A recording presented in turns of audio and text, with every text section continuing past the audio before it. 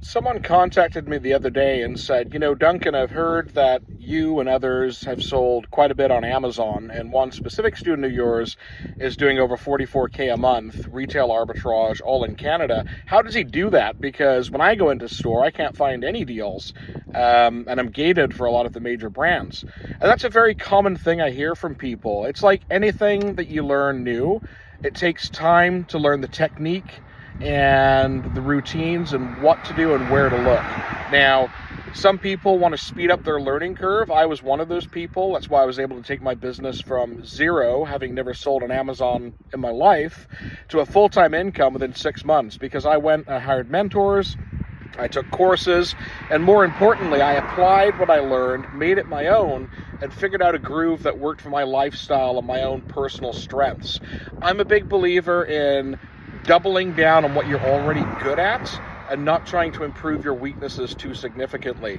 Anything you're not great at, you can always outsource, right? So when it comes down to retail arbitrage, personally for me, I didn't enjoy that. I hated going into stores, and I preferred online arbitrage.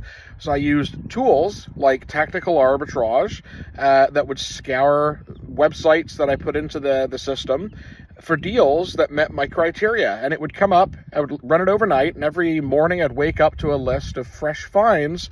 I'd have to filter through them still, but it would give me an idea of where to start. Now, as far as going into stores and scanning everything, that's one way of doing it, but if you want to do retail arbitrage, you can use software like tactical arbitrage to find out what deals are happening in store, make a buy list so you already have things that you know are profitable, go in the store and buy those, and then while you're there, scan other things as well, so it's not a wasted trip.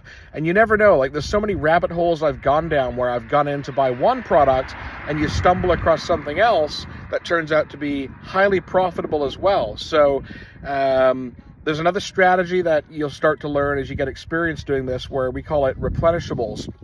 That means you can go into a store and buy a product 24/7, 365 days a year, and sell it on Amazon for a profit day in and day out. I made a lot of money doing that, but with a bit of a twist.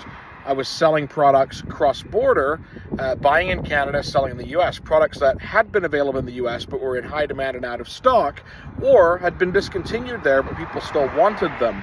And those are where the real profits were. There were products I was selling for 5 times my cost and more that I'd buy every day in Canada and sell in the US. If you want to learn more, I'm doing a free webinar on how to expand into the United States. If you're already selling on Amazon and you want to know how to boost your sales, like and subscribe to my channel, and consider investing in my training, which includes mentoring, and I can guide you as a Canadian through all of the steps from A to Z to grow your business at each level.